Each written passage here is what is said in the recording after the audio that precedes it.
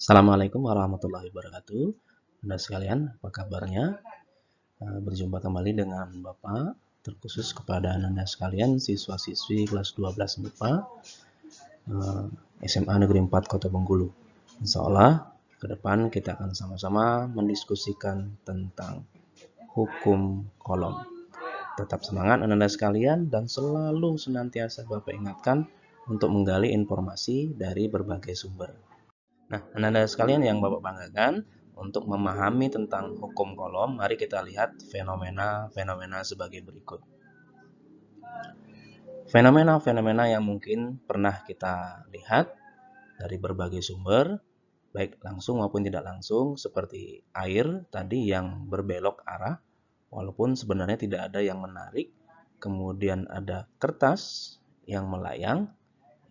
Ini bukan sulap ataupun bukan sihir. Ini fenomena ini bisa terjadi karena ada yang kita sebut dengan listrik statis. Ada dua benda dalam kehidupan ini Anda sekalian kalau terkait kepada listrik, ada yang kita sebut dengan konduktor dan isolator. Kalau konduktor berarti dia bisa menghantarkan listrik dengan baik, kalau isolator dia menghambat.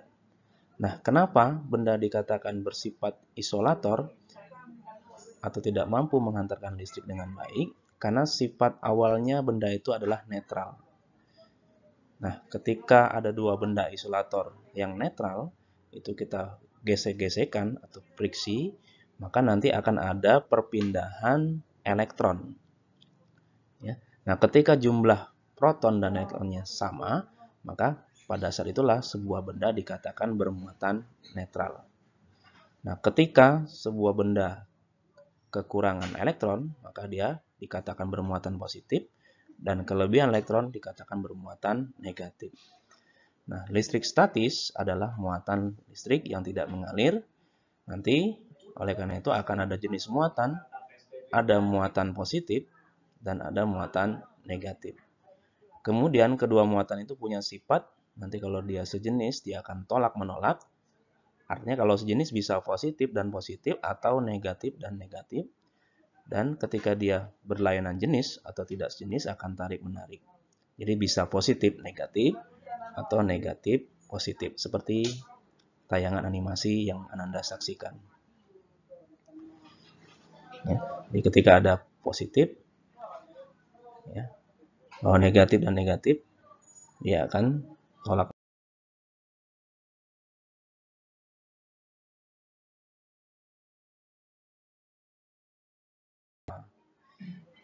Jadi ketika ada dua benda misalnya bermuatan sejenis Q1 dan Q2 didekatkan pada jarak tertentu R, maka nanti pada muatan Q1 dan Q2 itu masing-masing akan timbul gaya, ya, yang besarnya sama.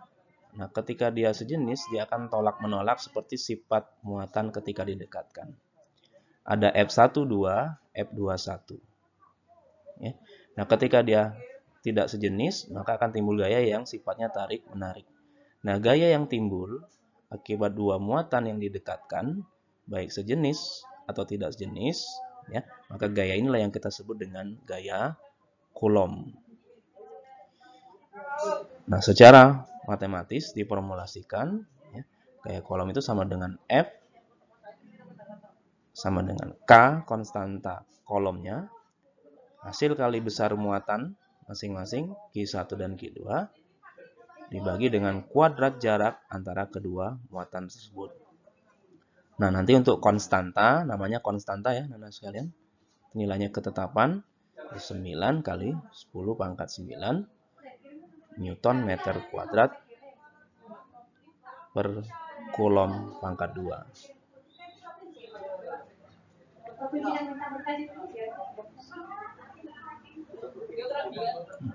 Nanti yang perlu Anda selalu pahami, bagaimana melukiskan ketika dua muatannya sejenis, negatif-negatif, positif-positif digambarkan tolak-menolak, dan bagaimana kalau dia tidak sejenis. Mari kita aplikasikan persamaan dari gaya Coulomb.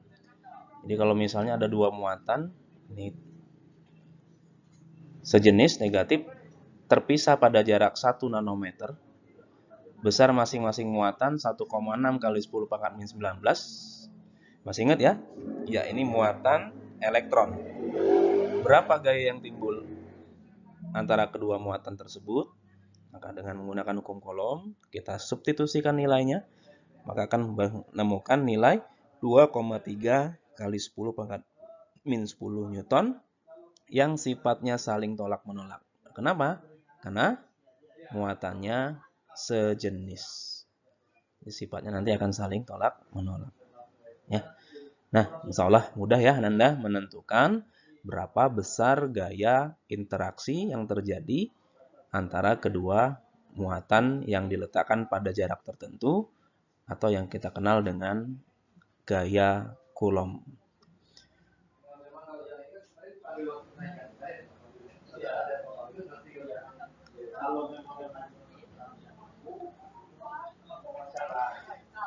Nah, nanti untuk memahami lebih lanjut aplikasi tentang gaya Coulomb, nanti kan muatannya tidak selalu kita gambarkan yang terletak pada garis atau satu garis. Nanti bagaimana kalau lebih dari dua muatan, ya, sehingga nanti akan memunculkan lebih dari satu gaya, ya, karena gaya adalah vektor. Nanti kita juga tetap akan menggunakan aturan dari besaran vektor atau resultan vektor. Ya. Dan sekali lagi, saya sampaikan untuk senantiasa mengingat bagaimana cara melukiskan gaya Coulomb, baik itu muatan yang sejenis maupun yang berlawanan jenis. Ini contohnya. Jadi kalau misalnya ada dua muatan Q1, Q2 terpisah pada jarak A, kemudian antara muatan Q1 dan Q3 digambarkan vertikal terpisah pada jarak B, Q2 dan Q3 terpisah pada jarak C, maka pada masing-masing muatan itu bisa kita gambarkan gaya Coulombnya. Nah, yang warna ungu itu akibat muatan 1 dan 2. Karena dia sejenis, maka digambarkan tolak-menolak, saling menjauhi. Antara Q1 dan Q3, karena dia berlawanan jenis, dia akan tarik-menarik.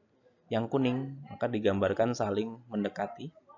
Begitu juga antara Q2 dan Q3, karena dia tidak sejenis, digambarkan tarik-menarik. Sehingga ketika ditanyakan resultan gaya pada muatan Q3, maka kita perhatikan di Q3 ini ada F31 dan F32. Yang kalau secara vektor, ini artinya ada dua buah gaya bekerja pada satu titik tangkap Q3 dengan sudut theta, sudut tertentu. Maka resultannya, ya masih ingat ya, kita menggunakan aturan resultan apabila dua buah vektor membentuk sudut tertentu. Ya. Ini seperti persamaan berikut. Ya. Nah, berapa besar F31, F32? Artinya kalau F31 yang berinteraksi adalah Q1 dan Q3, sedangkan F32 yang berinteraksi Q2 dan Q3. Lalu bagaimana jaraknya?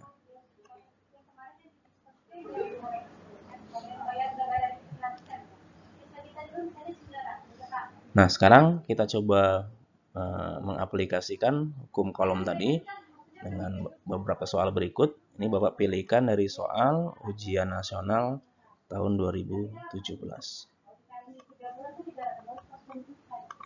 Ada dua benda bermuatan Q1, Q2, mula-mula jaraknya R. Ketika jaraknya R, muncul gaya Coulomb 10 Newton.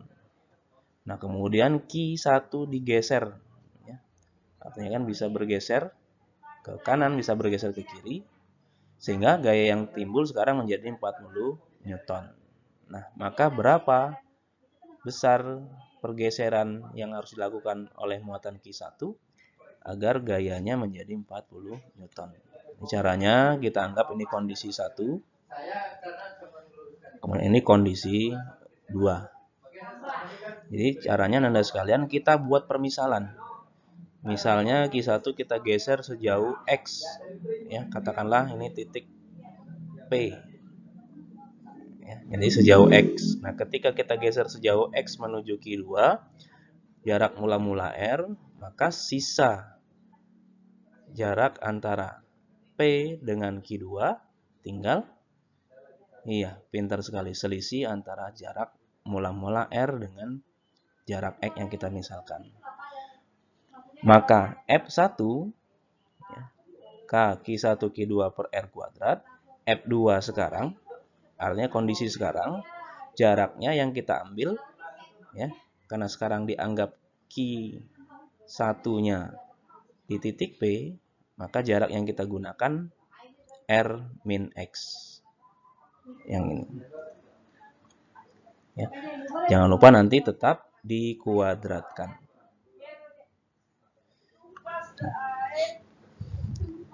Sehingga kita bisa mensubstitusikan nilai gayanya. F1 tadi 10 Newton, F2 40 Newton, maka akan sama dengan, ya, kita kali silang. Jadi posisinya jadi terbalik, Anda sekalian. Ini kita sederhanakan, 10 per 40 jadi 1/4. Kemudian kuadratnya bisa kita hilangkan.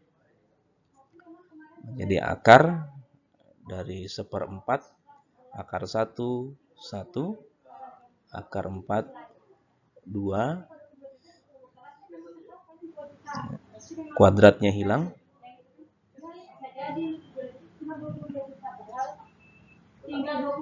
Nah, sehingga kita menemukan nilai X-nya nanti akan sama dengan R dikurang setengah R, pindah ruas, maka nilai X-nya nanti setengah R. Artinya Q1 mendekati Q2 sejauh setengah R. Nah ya, Anda ya. Nah, sekarang kita perhatikan contoh soal yang berikutnya. Ada 3 muatan, ada muatan A, B, C seperti pada gambar. Nah, yang ditanyakan adalah resultan gaya listrik pada muatan B. Ya. Ini nanti kita gambarkan terlebih dahulu. Kalau nanti Anda tidak mau bingung, cukup di muatan B saja. Nanti ada gaya Coulomb yang berwarna merah akibat A dan B. Ada gaya Coulomb berwarna kuning akibat B dan C. Sekali lagi, kenapa merah digambarkan ke atas? Karena tarik-menarik dengan A. Dia tak sejenis. Kenapa yang kuning digambarkan menuju muatan C? Karena juga tidak sejenis. Sehingga membentuk dua buah gaya vektor yang sudutnya siku-siku atau 90 derajat. Ini karena sudah kelas 12, sudah mempelajari tentang vektor, ini ingat ya. Jadi kalau dia sudutnya siku-siku, maka kita bisa langsung menggunakan dalil Pitagoras. Jadi resultan di muatan B adalah FBA kuadrat yang warna merah ditambah FBC kuadrat yang warna kuning. Ya.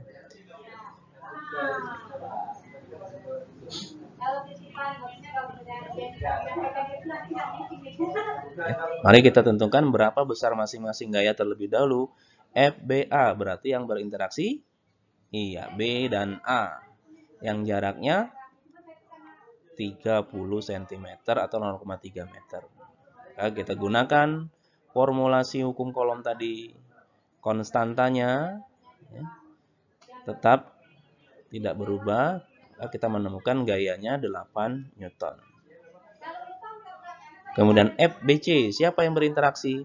B dan C. Berapa jaraknya? Kebetulan sama. 30 cm 0,3.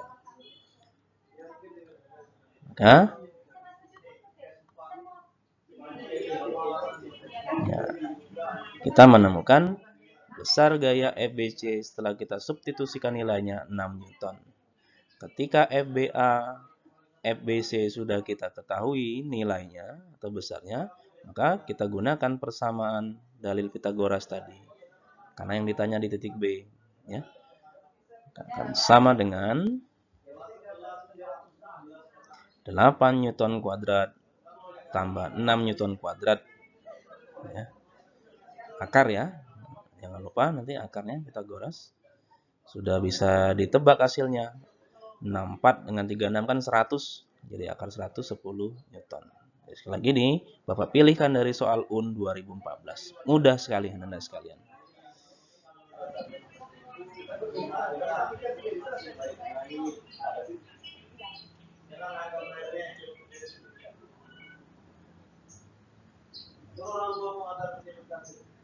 Ya.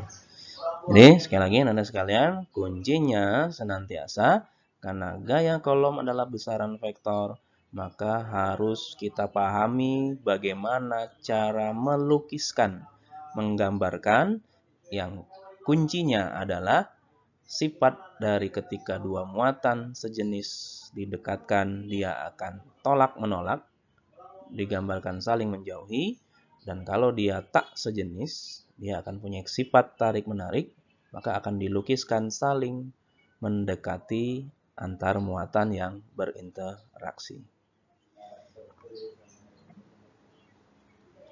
Baik. Nah, sekalian demikian ya yang bisa Bapak sampaikan sebagai bahan Anda sekalian untuk mendiskusikan dengan teman-teman ya, tentang konsep hukum kolom dari listrik statis yang sudah sama-sama kita simak bersama-sama tadi. Dan tentunya selalu Bapak ingatkan nanti untuk selalu melihat aplikasi e-learning sekolah. Nanti insya Allah segera tugas-tugasnya akan Bapak sampaikan. Ya, tetap juga menggali informasi anak-anak sekalian ya. Jadi jangan hanya berpuas pada satu sumber, tapi cari informasi dari berbagai sumber. Lebih kurang mohon maaf. Saya akhiri. Assalamualaikum warahmatullahi wabarakatuh.